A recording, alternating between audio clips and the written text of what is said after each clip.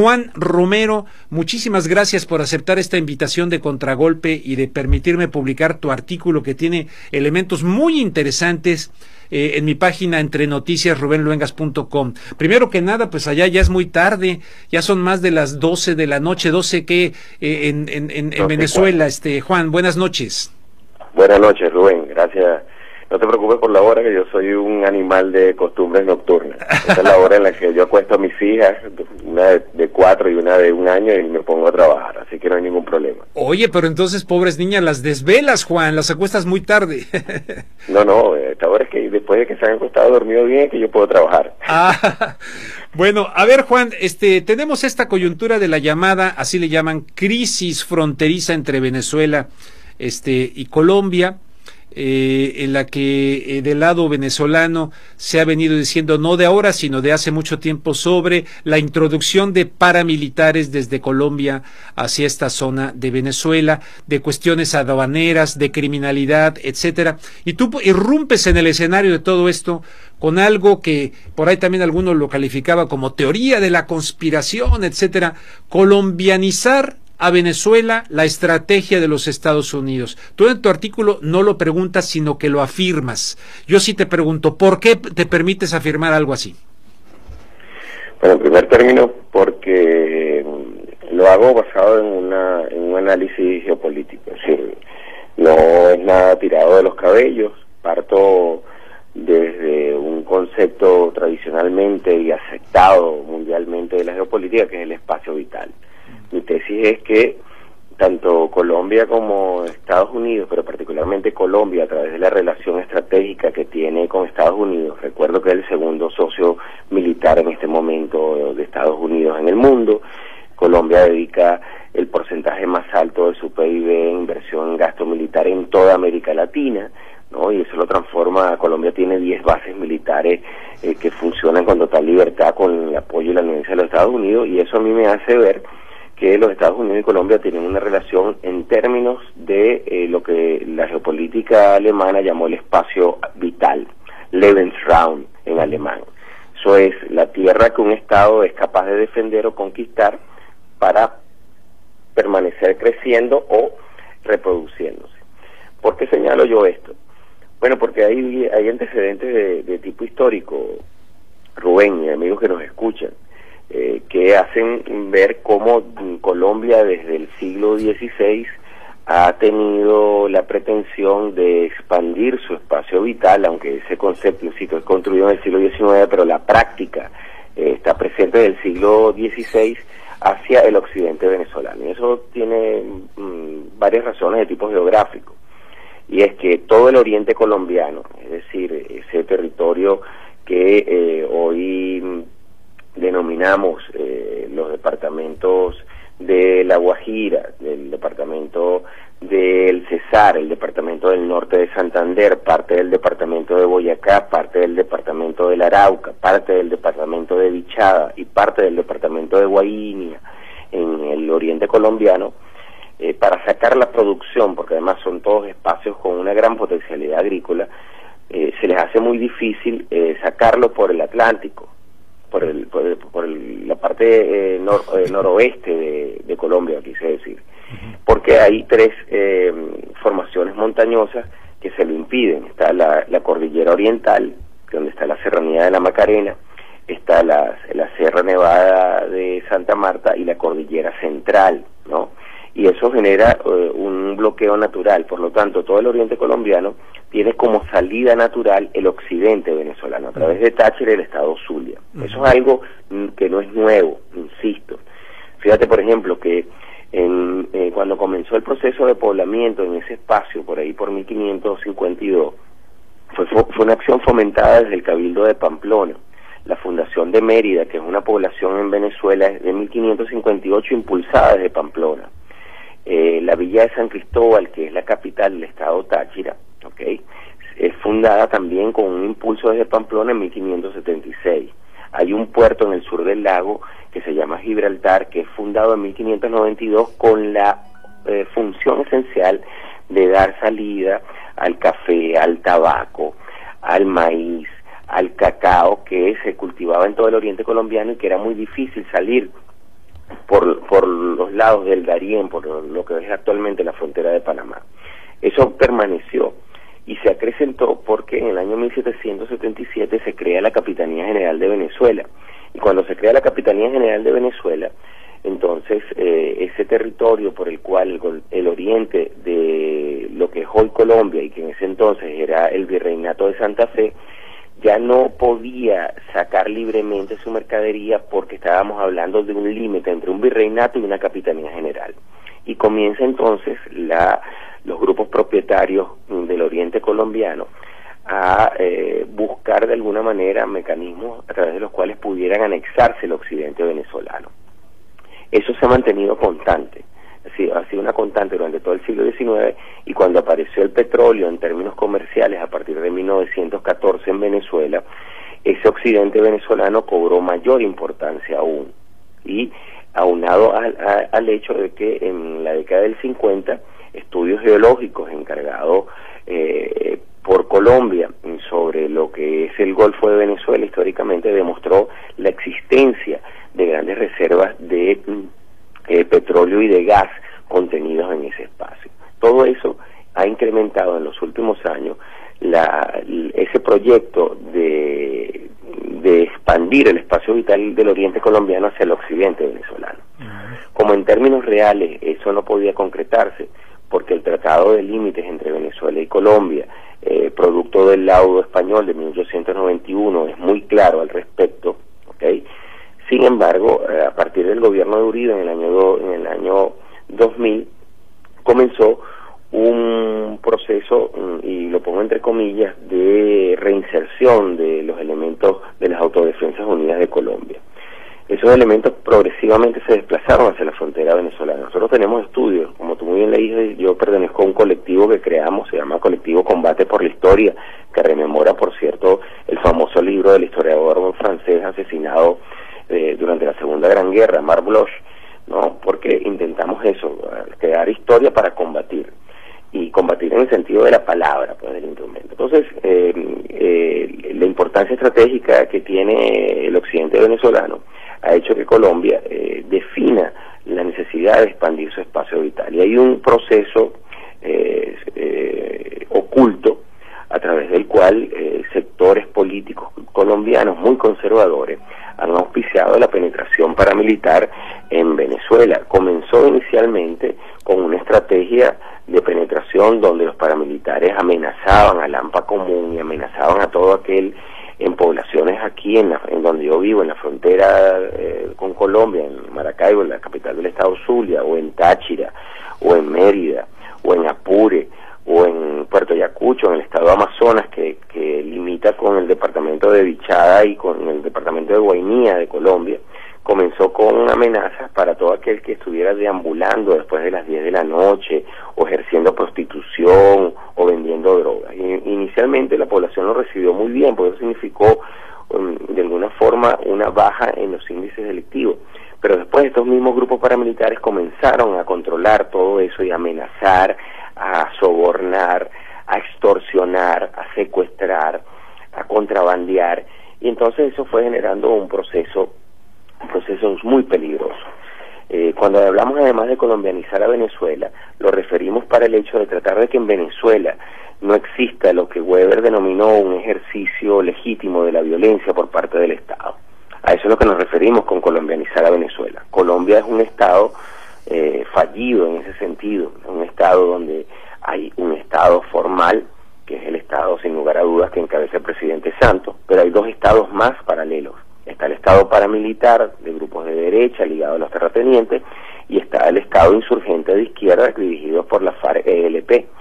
Entonces se trata de desmoronar el ejercicio de la autoridad y el ejercicio del poder en términos de orden dentro de Venezuela. ¿Cómo lo hacen? Bueno, ahí es donde entra la acción institucional formal de el gobierno tanto de Santos como de Uribe. En el caso de Santos, porque Santos aprobó un mecanismo legal en el año 2000 que genera un cambio artificial de la frontera.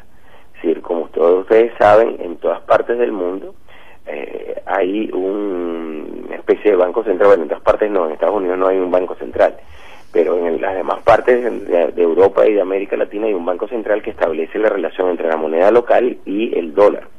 Esa resolución 8, aprobada por el gobierno de Uribe, es un proceso que atenta contra la estabilidad monetaria, porque autoriza a un conjunto de actores en los 2.219 kilómetros de frontera que comparten con nosotros, con Venezuela, para que establezcan casas de cambio que tienen la potestad de establecer un cambio distinto al establecido por el Banco República, que es el equivalente del Banco Central venezolano. Eso hace, Rubén, por ejemplo, que el cambio oficial en el Banco República, en un bolívar son 225 pesos oficialmente en el Banco República, pero en las casas de cambio en la frontera, un bolívar son apenas 5 pesos. Y eso implica una devaluación artificial de la moneda, eso contribuye al contrabando, porque fíjate, por ejemplo, te voy a dar una cifra que es contundente.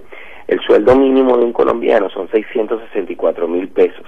Eso es lo que gana un trabajador no muy especializado en Colombia.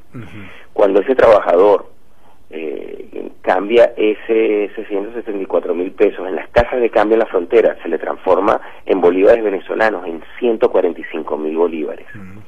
Eso le permite comprar una cantidad de bienes, por ejemplo, porque te voy a poner varios ejemplos para ilustrarlo, que yo no lo puse en el artículo porque sería muy extenso. Pero, por ejemplo, un kilo de arroz vale 712 bolívares en su relación a pesos colombianos, y aquí lo compran por esa conversión en 25 bolívares. Entonces, con lo que allá pueden comprar un kilo de arroz, los colombianos vienen o le pagan a venezolanos y se compran 28 kilos de arroz. ¿Qué quiero decir con esto? Que hay toda una iniciativa destinada a debilitar el Estado venezolano por cuestiones geopolíticas. Yo cito 3 elementos ahí contundentes en términos geopolíticos. Primero, que Venezuela tiene las reservas de petróleo más importantes del mundo, mientras que los Estados Unidos apenas tiene reservas por 33.000 millones de dólares y la explotación a través del fracking le cuesta un promedio de 70 a 80 dólares el barril. A nosotros la explotación de un barril con todo el costo de comercialización, pasivos laborales, nos sale 8 o 10 dólares como máximo, ¿okay? Pero además, las reservas de Venezuela probadas en este momento son 310.000 millones de barriles de petróleo.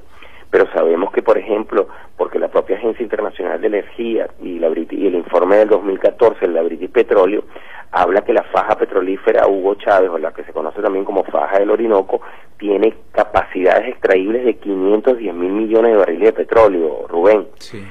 La disputa que tenemos con Guyana en el Atlántico, reivindicando una territorialidad histórica nuestra, ahí por el propio informe de la ExxonMobil hay 750.000 millones de barriles de petróleo, Rubén.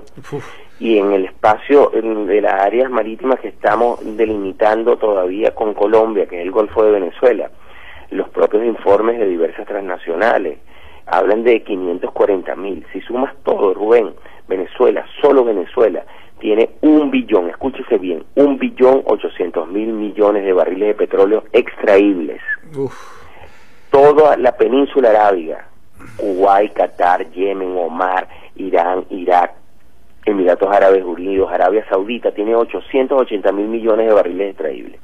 Venezuela dobla, solo Venezuela, todas las reservas de la región que hasta ahora había sido más importante. Cuando tú lo contrastas entonces con el hecho de que Estados Unidos solo tiene reservas por 33.000 millones de barriles, ¿no? Entonces comprenderás que hay una presión. El segundo elemento. Y además la presión creciente que en algunos sectores hay, por ejemplo en Pensilvania, en contra del fracking, por lo que implica de la contaminación de los mantos, de los acuíferos subterráneos. De los acuíferos subterráneos. Claro. Sí. Entonces, obviamente, mira, eso le genera un problema en términos, porque no puede dudarse que Estados Unidos es una de las grandes economías. Hasta el año pasado fue la primera economía del mundo que fue desplazada por China. Pero para producir necesita petróleo y no lo tiene. Y las áreas donde puedes obtenerlo tradicionalmente, que es Arabia Saudita, es una área de gran conflictividad, mientras que Venezuela está solo 4 días de navegación, no es un área con grandes conflictividades cuando lo comparas con las conflictividades de Medio Oriente, y ese es el cálculo que el Estados Unidos lo hace. Y además la doctrina Obama lo ha venido insistiendo, Rubén, no es algo que hayamos inventado. Si yo quiero aquí citar, por ejemplo, el manual de campo de los Estados Unidos. Déjame hacer una pausa, Juan, déjame hacer una breve pausa, porque luego vamos a insertar aquí en este espacio, ahorita estamos aquí en vivo, pero luego tenemos que insertar algo aquí que no necesariamente se va a escuchar en este momento, pero regreso pues contigo para que nos hables de este punto y retomamos. Una breve pausa aquí en Contragolpe, en KPFK, en el 90.7 FM de Los Ángeles. Estamos aquí de regreso, estoy hablando con Juan Romero. A mí me parece apasionante lo que nos está diciendo Juan Romero, mucho más amplio incluso que lo que dice el artículo. En el artículo tú nos dices, para resumir un poquito lo que nos acabas de comentar, son múltiples los objetivos de este control del espacio vital venezolano, de la frontera, rico en recursos hídricos, recursos energéticos y reservas agrícolas por su biodiversidad. Dices en el artículo, para los Estados Unidos la actuación avalada por la inacción del Estado colombiano, permitiendo el desplazamiento hacia los 2.219 kilómetros cuadrados de frontera de paramilitares, permite el impulso e intento de consolidación de espacios liberados, que pones entre comillas. Nos empezaste a narrar esto de los Estados Unidos como colombianización de Venezuela, estrategia de los Estados Unidos, pero luego la explicación también lo planteaste mucho como si fuera una decisión nacional, pues, de los gobiernos a partir de Uribe colombianos. Te pregunto, ¿siempre teniendo detrás a Estados Unidos o también con iniciativa unilateral colombiana? No tenemos ninguna duda, por la relación estratégica que Colombia ha establecido con Estados Unidos. Te repito, es el socio militar más importante de Estados Unidos, desplazando, por ejemplo, a Perú y a Chile, que durante mucho tiempo lo fueron, sí, ¿no? Y eso se explica por, insisto, el porcentaje del Producto Interno Bruto que ellos dedican al gasto militar y al hecho del crecimiento de las Fuerzas Armadas de Colombia, ¿no? Que se ha convertido en un elemento de desequilibrio en relación con otras Fuerzas Armadas en el continente. Yo lo que vengo diciendo es que, además, algo que fue público, el antiguo responsable del Comando Sur en el año 2004 señalaba contundentemente que Colombia era clave para contener la democracia radical populista de Chávez, lo señalaba claramente, ¿no? Y de alguna manera otro senador que fue clave cuando se aprobó el Plan Colombia en el 2000, el senador Paul Coverdell, en una declaración pública señalaba contundentemente ante el Congreso de Estados Unidos, decía: para derrocar a Chávez necesario es controlar militarmente a Colombia. Era el mecanismo de justificación.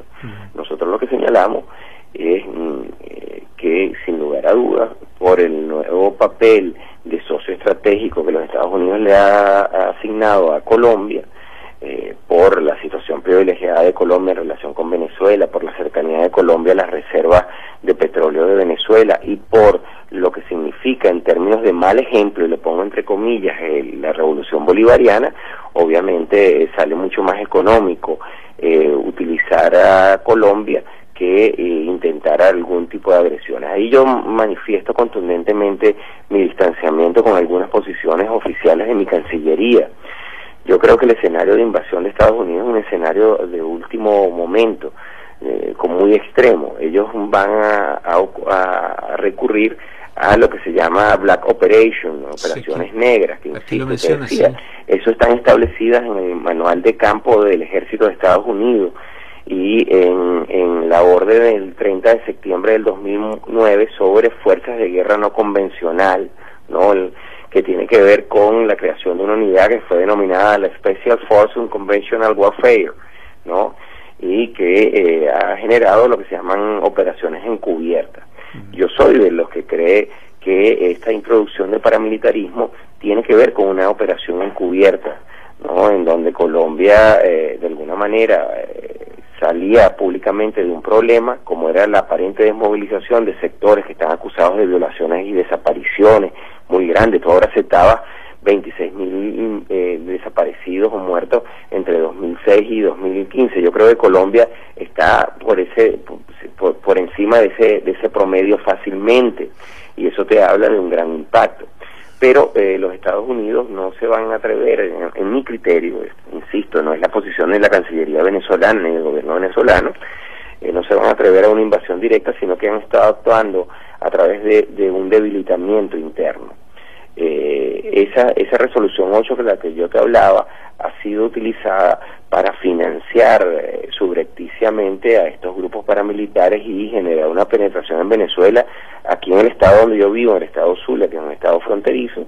Mira, los robos de carro, los atracos, los asaltos, las extorsiones, el cobro de vacunas para retornarte el carro, son constantes, y la mayoría son grupos paramilitares vinculados a estos hechos ilícitos y vinculados al comercio y al contrabando de drogas. Para que tengas una idea de lo que significa eso, la propia Industria Nacional Venezolana, PDVSA, Petróleos de Venezuela, calcula que el comercio de extracción hacia Colombia significa unos 45.000 barriles diarios. 45.000 barriles. Eso se traduce anualmente en un costo para Venezuela de más de 9.000 millones de dólares. Y eso nos permite entender por qué, por ejemplo, el comercio nacional, que había sido muy activo entre Venezuela y Colombia, que en el año 2013 llegó a superar los 12.000 millones de dólares de intercambio, en el año pasado, el 2014, cayó a 2.000 millones. Y yo te pregunto a ti, que eres un seguidor de lo que ocurre en el mundo, ¿escuchaste a la Cámara de Comercio colombiano quejarse? ¿Escuchaste al gobierno de Santos quejarse? No. ¿Por qué no se queja? Porque la caída del comercio oficial fue sustituida por el comercio de contrabando. Y eso lo sabemos por testimonio de los propios habitantes de Cúcuta. El 80% de los productos que se venden en el norte de Santander provienen de Venezuela, porque te insisto, aquí son productos muy baratos, subsidiados, mientras que en Colombia el costo de la vida es sumamente alto. Y eso contribuye a una situación de inestabilidad a la cual se presta Colombia. Ese es mi llamado de atención. Sí. Porque además la intención es crear especies de zonas liberadas alrededor de la frontera de Venezuela. Y en muy particular criterio de este servidor y el colectivo con el que trabajo, son historiadores, politólogos y sociólogos, pareciera haber algún tipo de intento a través de Colombia de hacer lo que Estados Unidos hizo con México y con Texas. Yo te recuerdo esto y le recuerdo a los que nos escuchan, no estoy inventando. Colonos norteamericanos penetraron progresivamente la frontera de México, porque Texas era de México, se establecieron ahí y comenzaron problemas de tipo legal por las actividades que estos colonos realizaban ahí. Sí. Eso generó un movimiento de secesión y el apoyo posterior a todo ese movimiento de secesión y confrontación que encabezó Houston particularmente. Sí. Y recordemos que posteriormente Texas, que se había declarado independiente, se anexa como Estado norteamericano, de tal manera que hay antecedentes. Pero fíjate, hay un contexto, ahí estaba el presidente, ahora que mencionas aquello, el presidente James Polk, que hizo su convención cuando era candidato en la ciudad de Baltimore, si no mal recuerdo. Desde ahí planteó, lo que aquí muchos ignoran, esto de la anexión de México, y luego recordarás a Abraham Lincoln, que era un joven legislador, le preguntó ¿dónde está la prueba de un derramamiento de sangre que nos hayan provocado ellos en nuestro territorio? O sea, que era el pretexto que utilizó el presidente Polk para la invasión de México, ¿verdad? Que concluyó con la pérdida del territorio, que aquí lo plantean como, pero es que México lo vendió por 15 millones de dólares, ignorando todos los intríngulis. Oye, pero entonces me llama mucho la atención el paralelismo que estás planteando con esto de allá. Ahora sí que te confieso, nosotros estamos sumamente preocupados porque además esto tiene que ver con investigaciones. Yo soy profesor de geopolítica, tengo 23 años como docente en la Universidad del Zulia, tengo 46, comencé muy joven en la universidad como docente, y nos hemos dedicado a investigar. Es decir, lo que te estoy diciendo no son simples lucubraciones, sino que además tienen que ver con trabajos de campo que hemos hecho a todo lo largo de esa frontera. Yo me conozco la frontera de Venezuela de norte a sur y de este a oeste perfectamente, y la he recorrido con mis alumnos, porque para eso doy esa cátedra. Pero además, fíjate que Obama aprobó en enero de 2007 un informe de la comunidad de inteligencia, aprobó lo que se llamó la estrategia del rollback ¿no? Sí. Eso es volver atrás, reversión, detener, retrotraer, degradar. Pueden haber múltiples traducciones en ese sentido. Y esa estrategia de rollback tiene que ver con contención de nuevo de esas democracias populistas radicales entre las que entra Venezuela. En esa estrategia de rollback se define claramente un conjunto de acciones o black operation, operaciones oscuras o negras, que tienen que ver con escenarios de confrontación, con escenarios de movilización, de protesta, acciones pacíficas, legales, violentas y armadas, ¿no? Y eso me conectaría a mí, aunque no me lo estás preguntando, pero sé que me lo vas a preguntar, con el tema de Leopoldo López. Oye, pero antes de que pase a lo de Leopoldo López, nomás para aclarar esto, tú dices aquí, dices, finalmente advertimos que como última instancia, ya dijiste tú, incluso que no es la posición de la Cancillería, como última instancia, los Estados Unidos, ante la posibilidad del fracaso del rollerback que acabas de mencionar, puede recurrir a la intervención militar conjunta, presentando a nuestro país, o sea, el tuyo, Venezuela, como una amenaza a la estabilidad de la región. Y luego dices, tal como lo hacen en Siria. O sea, la Escuela de Guerra de Estados Unidos, a través de un buen amigo, lo conozco desde hace tiempo, hemos coincidido, no es buen amigo, es buen conocido, Robert Ellis, publica un trabajo, un papel de trabajo, un paper que se llama la implosión que se aproxima en Venezuela y las implicaciones para los Estados Unidos. Ahí señala contundentemente que una situación de inestabilidad como la que enfrenta Maduro no tiene solución pacífica ni electoral, y que por lo tanto se está incubando una explosión social de tal magnitud en Venezuela que va a generar un flujo migratorio hacia los vecinos que va a desestabilizar toda la zona. Wow. Y que por lo tanto los Estados Unidos, en virtud de buscar la estabilidad de la zona y evitar que esta zona se transforme en una zona de guerra constante como sucede con el Medio Oriente, debe apoyar a Colombia y a Guyana ante lo que suceda en Venezuela. El 10 de julio de este año salió publicado ese estudio. Por eso es que yo señalo contundentemente ese último elemento, y además lo termino con una cita de Spinoza que es contundente. Sí, ¿no? Tremenda la cita. Quisqui tantum juris habet quantum potentia valet. Se tienen tantos derechos como fuerza se posea. Sí. Porque sin lugar a dudas creo que detrás de todo esto, cuando pueda fallar estos elementos que están construyendo, que tienen que ver con presentar a Venezuela como un estado violador de los derechos humanos, se va a intentar una intervención o justificar una intervención al estilo de Siria, pero eso es solo una última instancia, lo subrayo. Oye, pues nada de lo que nos estás tú diciendo en este espacio aquí en Contragolpe, en KPFK, nada de lo que nos estás diciendo lo escucho, yo sintonizo a través de radio, internet, pues muchos medios aquí estadounidenses, y nada de esto se dice. Se dice lo que acabas de decir, están presentando a Venezuela como el ogro, el violador de todas estas cuestiones fronterizas con Colombia. O sea, quienes conocemos cómo se manejan los medios de comunicación son, como dice Chomsky en su libro, pero Chomsky lo retoma incluso de otros pensadores estadounidenses, la manufacturización del consenso, manufacturar consenso o fabricar la llamada opinión pública. Y como la gente no tiene el tiempo que tú tienes, por ejemplo, o que debemos tener los periodistas para investigar, pues la gente toma lo que escucha de los medios de comunicación y va formando su opinión. Nada de lo que tú has dicho hasta ahorita, o sea, que no te sorprenda que ahorita exista mucha gente que esté escuchando esta y diga de qué carambas están hablando, ¿no? ¿Me explico? Sí, sin lugar a dudas. Recuerda que además hay teorías comunicativas como la teoría de la agenda setting, que es formulada en Estados Unidos, sí. Que señala cómo los medios direccionan la forma en la que se priorizan los sucesos que acontecen. A mi modo de ver, y no estoy diciendo que en Venezuela no existan excesos y violaciones por parte de la Guardia Nacional y la Policía Nacional Bolivariana, quiero subrayarlo, sí. Pero tampoco quiero decir que estamos en una situación de limitación absoluta de la libertad ni nada por el estilo, como es presentado en los medios norteamericanos y europeos, esencialmente perfectamente articulado. Eso tiene que ver con elementos de esas teorías de la agenda setting, de crear un encuadre, ¿no? De crear un marco informativo donde se presenta al Estado venezolano como un Estado forajido y que por lo tanto es necesario acciones contundentes contra Venezuela. Pero Fíjate qué cosa tan paradójica, ¿no? Venezuela no tiene 26.000 desaparecidos entre 2006 y 2013. Yo no escucho a nadie en Estados Unidos que diga que es necesario declarar a México un estado forajido e intervenirlo. Y tú muy bien acabas de señalar, te estaba escuchando antes de que me dieras el paso, sí, el enorme problema de violación de los derechos humanos. Tremendo. Pero ¿por qué México no y Venezuela sí?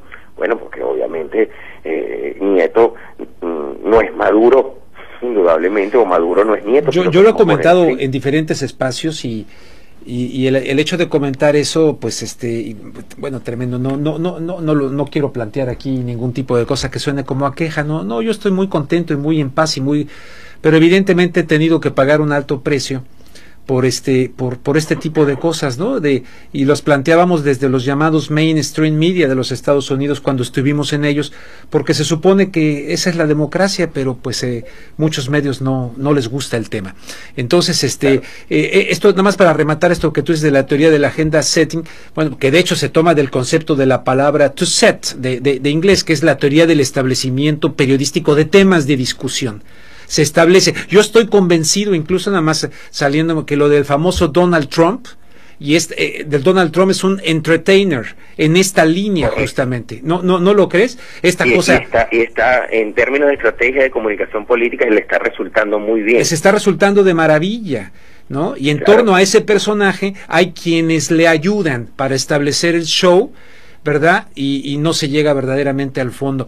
Déjame hacer una pausa más y regreso contigo para preguntarte el papel que ves de Leopoldo López en todo este contexto.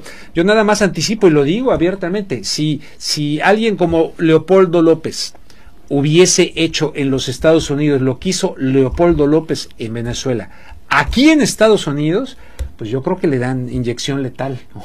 Algo así.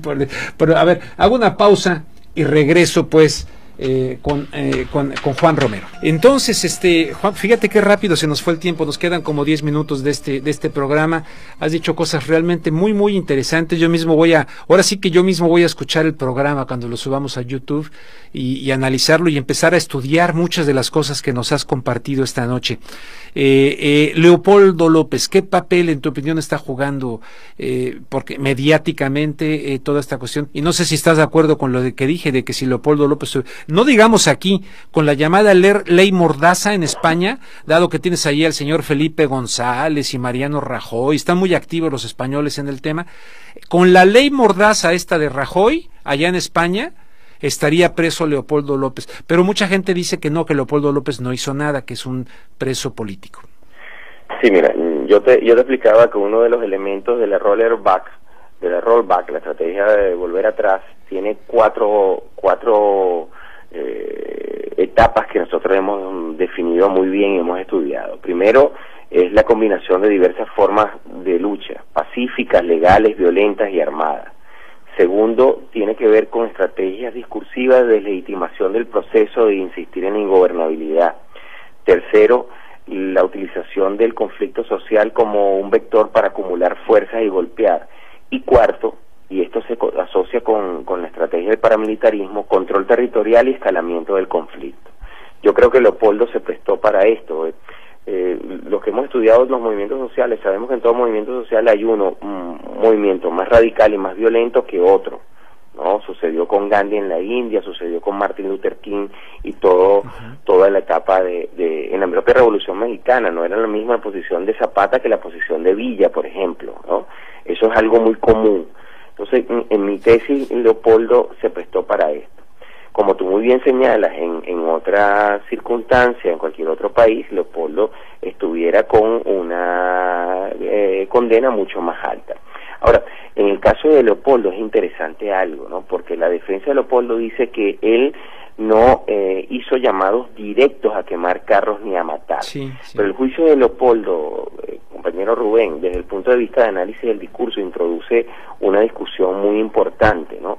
Porque lo que hizo y lo que generó la condena de Leopoldo es principalmente el llamado a delinquir. Es decir, a él no se le acusa de directamente haber delinquido, sino haber llamado a delinquir. Y eso implica el análisis del discurso. Lo que hicieron los técnicos fue ver las prácticas discursivas y el contexto en el cual él estaba. Es decir, él es un líder convocante de manifestaciones en un ambiente extremadamente violento, en la que se produjeron sus participaciones, y su llamado nunca fue a contener, sino que hay una relación entre los sucesos y las prácticas discursivas, y eso fue lo que se demostró. Entonces se hizo una pesquisa a través del análisis de las palabras que dijo, dónde se dijeron, cómo se dijeron, y la relación causal entre lo simbólico del lenguaje y la expresión física, las manifestaciones y los actos criminales. Ahí, lógicamente, eso se hizo basado incluso en aportes teóricos interesantes, por ejemplo, las teorías de John Austin sobre los actos del habla, los aportes de Paul Gray sobre las máximas conversacionales, la teoría de pertinencia de Sperger y Wilson, por ejemplo, ¿no? Es donde, en conclusión, señalan que decir es hacer, decir algo genera que pase algo en el mundo, y eso fue lo que se declaró en el caso de Leopoldo López, ¿no? Y la Fiscalía lo señaló. Hay unas huellas lingüísticas y contextuales que fueron precisadas en el caso de López y que demostraron que el llamado y la construcción verbal que él hace hacia los otros, en este caso los bolivarianos chavistas, es excluyente, es violenta, segregacionista, perturbador de la armonía familiar, militarista, manipulador, ¿no? Entonces, algo interesante, pero fíjate que además como son las contradicciones, Rubén, esos mismos elementos que para López, y según los que lo defienden, no tienen validez para juzgarlo, fueron los elementos utilizados para señalar que Chávez era violento, que Chávez generaba, instigaba el odio que no existía entre los venezolanos. Entonces, insisto, está perfectamente conectado mi artículo de colombianizar con la figura de Leopoldo, ¿no? Y sin lugar a dudas, creo que hay que considerarse el hecho de las mediaciones que el discurso produce. Oye, si bien él no lo dijo directamente, participó en la construcción de un contexto que lo hace responsable, porque los receptores de los discursos hacen interpretaciones propias, y como tú bien sabes que trabajas el tema comunicativo, no todo discurso dice lo que piensa, pero sí piensa lo que dice, y eso es importante entenderlo, ¿no? Sí. Y por lo tanto hay una discusión que ahí se introdujo muy rica y que genera un debate comparativamente.